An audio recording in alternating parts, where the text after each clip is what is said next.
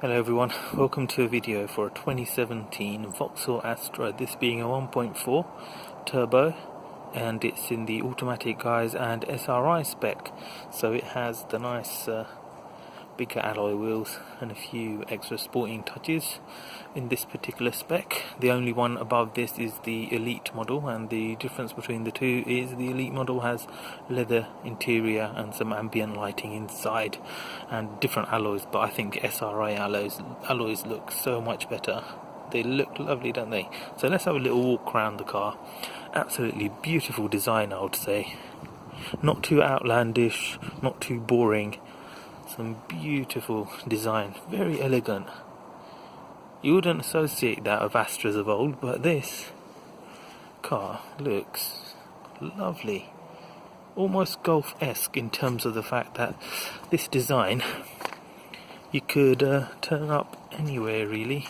As I've said before, this car you could take to a 5-star hotel, turn up there, and you wouldn't look out of places. Very, very elegant. Lovely sharp lines, not too overdone.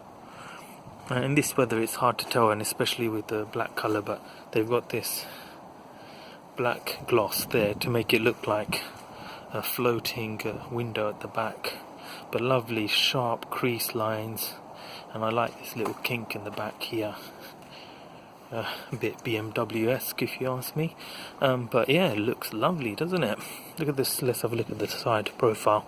Very aggressive stance, very aerodynamic. And talking of aerodynamic, look at these little features you wouldn't expect in a family car, but the little indent there to help smooth the airflow, so that isn't just to make it look nice, but it is there fit for airflow. And this particular car's got the nice daytime running lights there. Excellent. Looks so much sharper than the previous model. Day and night difference, I would say, from this one to the two models before that. So yeah, very nice. So let's have a quick little drive before we look at the interior. It's a nice smooth drive, very grown up, and it's very quiet in the cabin. So this car has a lot more, I would say, sound deadening than the previous model, and yeah, it's nice and smooth over these humps, not so bad at all. Even on these larger alloy wheels for the SRI model, it drives very well indeed. A nice tight steering, not too light, not too heavy. Fantastic. Okie doke, back to the car. Really, I really do like the look of this car. Beautiful. I think it looks better than the Ford Focus. Let's have a look.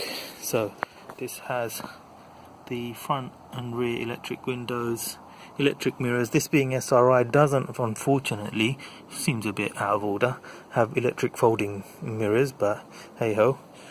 You got your lock mechanism there. Look inside, we've got automatic headlights here.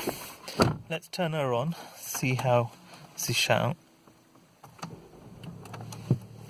Lovely, nice and quiet, and it's a smooth rider. Should be. This particular car, it's only got 4,400 miles on the clock. Nice dash layout, nice and simple. You got your analog dials and your little digital screen there, which is black and white. Just some basic stuff, oil remaining and trip computer. Okay, I can't get the camera to focus for some reason. There you go.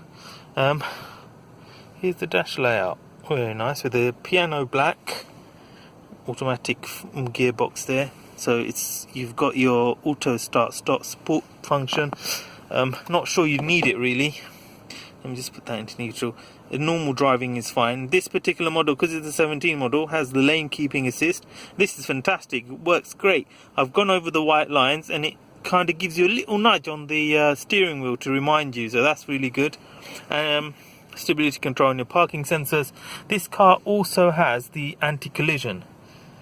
There you go, which is very handy indeed. You've got your normal steering wheel controls for your radio, phone, and the cruise control there, and the ubiquitous GM Group indicator stalks, but I really like this dash.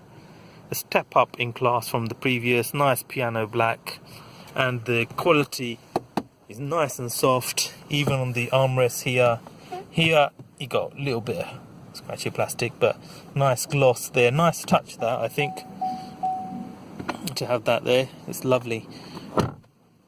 It's really low down here. I do apologise there.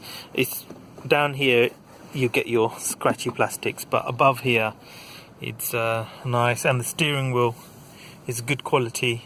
It's faux leather, but it's hard to tell with this one because obviously this particular car's only done 4,000 miles, and the previous owner had hand aid. Excuse me, as you can see from here. So we'll have to see an older version, or in a couple of years' time, to see how this wears. Too early to tell, but yeah, you've got the OnStar concierge service that they've stopped doing now, so that is a bit useless. And to show the sporting theme, you've got the black roof lining there. It does make it a bit dark in here because everything's black, but I quite like it myself. It gives it a nice sporting edge, I would say. Let's have a look at the back. Oh, before I go, yeah, so with the SRI you get these slightly bolstered seats, so they hug you to an extent, but they're not the best in the world, but it is very comfortable, and the angle is good, and the length, and I'll go on about under thigh support, the length on this is pretty good. It goes right underneath the side, but maybe someone who's over 6 foot, they might not, and that's very important if you do long journeys and you don't want to feel tired. Key issue. A lot of people forget under thigh support, people, remember it. And then a common fault with the Vauxhall group, this plastic here, it always cracks. This particular one's alright, but it cracks. If you're a slightly larger person, it will crack there. But these are cheap to get. They're about £18 off eBay. Let's have a look at the rear.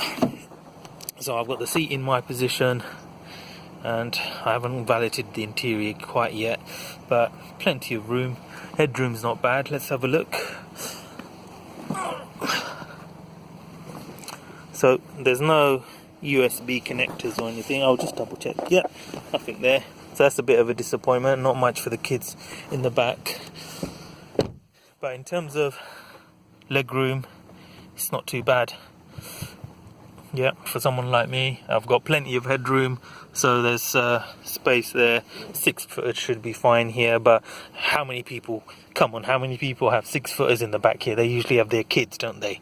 So the seats are a bit mucky in here, but there you go, you get cloth seats as standard, leather seats in the Elite model.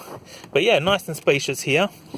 You should be able to, third person should be able to sit here fine, because it's quite wide there, and it's not too hard, and the footwell isn't raised up too high, so should be okay. But obviously this isn't the widest model in the world.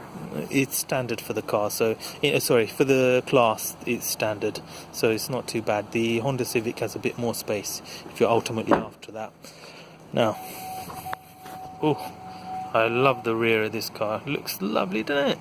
Yeah. So, here, to open it, you've got a little button there.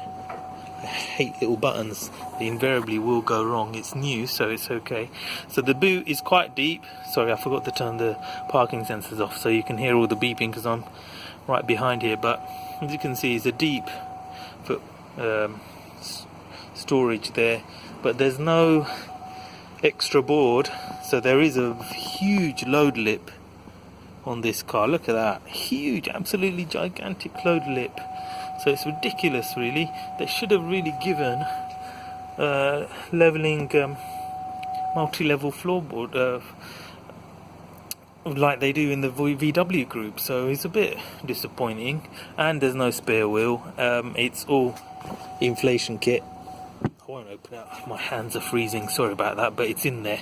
They got an inflation kit, so there's no option to have the thing there. There is actually the option there, you have to pay extra for it, unfortunately, for a space saver spare wheel. look at this little design feature there. So it's like a 3D effect on the light. So yeah, so the boot is a good size, but there is that load lip to contend with. Otherwise, a very practical car. If you want proper practical, then get the estate version of this. And I would say, yeah, beyond like the Golf, I would say this is one of the best looking cars in the class. Well, the Golf, I think this looks better than the Golf, but the Golf transcends all classes, doesn't it really? Reliability, average on these sort of cars. And things to watch out for on these, particularly the 1.4, you need to make sure that within every 4 years, or earlier, I would say every 3 years, change the spark plugs and the coil pack. It is notorious, these 1.4, the coil packs always go, so don't scrimp on that. Make sure the coil pack and the spark plugs are done. The coil pack you don't need to get done every 4 years, but you know this is a 17 plate, so next year whoever's buying this, I will advise them get a coil pack. It's about £160, and then about another half an hour labour to get that done. But get that done and make sure the spark plugs are done religiously. So it's a common fault on this. Other than that, it's a reasonably solid car. Obviously it's not to Toyota reliability standards, but then which other manufacturer is. But other than that, yeah, you can't go wrong with these cars, and they're fantastic value for money. They're cheaper than the Golf, they're cheaper than the Focus. So if you're after a elegant car on a second-hand market, you can't go wrong with something like this. It's beautiful, and I'd highly recommend it. But if you're one of those people that keeps a car for 5-10 years or whatever, obviously do bear in mind it's not Toyota, so it will have maintenance, but then it's the same as everything else, like a Focus and a Golf. So if you're after something reliable, get yourself a Toyota Auris or something like that.